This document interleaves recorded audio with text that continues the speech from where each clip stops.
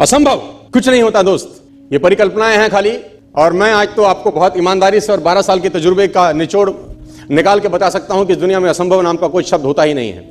इंसान कभी भी चंद्रमा पर नहीं पहुंच सकता, पृथ्वी विज्ञान की अधिकतम सीमा है। डॉक्टर ली दी फॉरेस्ट मशहूर वैज्ञानिक हुए, बहुत बड़े साइंटिस्ट हुए। एक स्टेटमेंट इन्होंने पास किया 1955 के अंदर, 1955 ही पास द स्टेटमेंट कि इंसान कभी भी चंद्रमा पर नहीं पहुंच पाएगा। It is impossible for a human being to cross Indian globe, earth globe, और पृथ्वी विज्ञान की अधिकतम सीमा है। लेकिन किसी बहरे ने इस बात सुना नहीं और पहुंच गया एक आदमी अपना बस्ता उठा के, जिसका नाम था 1969।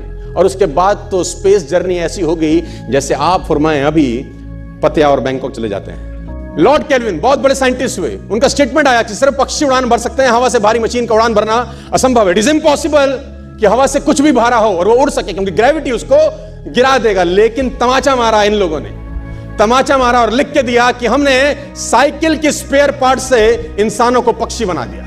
साइकिल के स्पेयर पार्ट से इंसानों को पक्षी बना दिया। 16 साल लगे राइट ब्रदर्स को जहाज का निर्माण करने में, लेकिन इन लोगों ने उसकी बात नहीं सुनी कि जो कहते थे कि वायु का सिद्धांत तुम्हारे विपरीत है।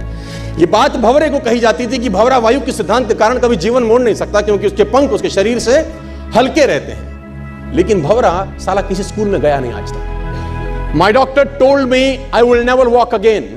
मेरे डॉक्टर ने मुझे कहा कि तुम कभी चल नहीं सकोगी। My doctor told me you will never walk again. My mother told me I would, and I believed my mother rather than doctor. Wilma Rudolph एक ऐसी एथलीट हुई जिनको पोलियो था, जिनको डॉक्टर ने कहा तू चल नहीं सकती, मां ने कहा तू चल सकती है। उसने कहा मैंने डॉक्टर की बात नहीं मानी, मैंने अपनी मां की बात मानी। 3 ओलंपिक गोल्ड मेडल जीती है लड़की, 3 ओलंपिक गोल्ड मेडल, जिसको डॉक्टर कह रहा है कि तू चल। लेकिन मां क्या बोलती है? मैं आपको उदाहरण देना चाहूंगा सर। बहुत छोटे थे अल्बर्ट आइंस्टीन, दुनिया के महान वैज्ञानिक में से एक हुए, मंद बुद्धि कहा जाता था। 8 साल के थे, घर पहुंचे, मां को चिट्ठी दिया।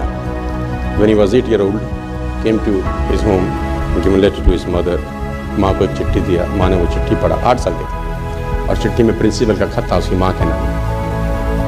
प्रिंसिपल ने ये लिख के भेजा कि आपका बच्चा विलक्षण प्रतिभा का धनी है, ग्रेट पावर है इसके अंदर, क्योंकि बहुत बड़े साइंटिस्ट बने, बड़े हो गए। मंद बुद्धि बचपन में समझा जाता था। आपका बच्चा विलक्षण प्रतिभा का धनी है, इसके अंदर असीम संभावनाएं हैं।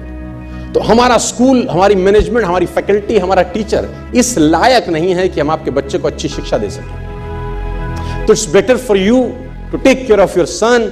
आप अपने बच्चों को अपने घर में पढ़ाइए, हम लायक नहीं है कि आपके बच्चे को पढ़ा सके। और उसकी मां ने पढ़ते पढ़ते आंखों में आंसू ले आई और उसने बच्चे को कहा कल से तू स्कूल नहीं जाएगा, मैं तेरी परवरिश घर पे करूंगी, क्योंकि तेरा टीचर तुझे इस लायक नहीं समझता। मतलब वो अपने आप को इस लायक नहीं समझते। बच्चा खुश हुआ, मोटिवेट हो गया और लग गया। उसकी मां का निधन हो गया और अल्बर्ट आइंस्टीन बहुत बड़े साइंटिस्ट हो गए।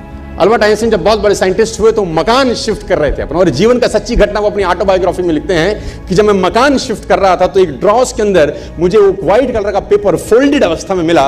मुझे समझ नहीं था कि क्या है। मैंने उसको फोल्डिंग अवस्था से मिट्टी को हटा के जब खोला तो वो उस टीचर का लेटर था जो बहुत साल पहले टीचर ने मेरे हाथ में दिया था और मैंने अपनी मां के हाथ में रखा था। अब वो बड़ी उत्सुकता के साथ उस खत को पढ़ने लगे। जैसे उन्होंने खत पढ़ना शुरू किया और वो जार जार होकर रोए। उसमें लिखा था कि तुम्हारा बच्चा मंदबुद्धि है, ये हमारे स्कूल के लायक नहीं है, इसको आज के बाद हमारे स्कूल में मत भेजना, इसकी परवरिश खुद किया। मां ने उल्टा पड़ा कि नहीं, ऐसा नहीं है, तू सब कुछ कर सकता है, तेरे हाथ पास पावर है, तेरे में प्रतिभा है, यू कैन डू वंडर्स। दोस्तों, इस दुनिया में किसी की बात मत सुनना। नेवर एवर बिलीव एनीबॉडी कि जो तुमको बोले कि तू नहीं कर सकता, कान पे मारना, बोला साले तू नहीं कर सकता, हम करेंगे।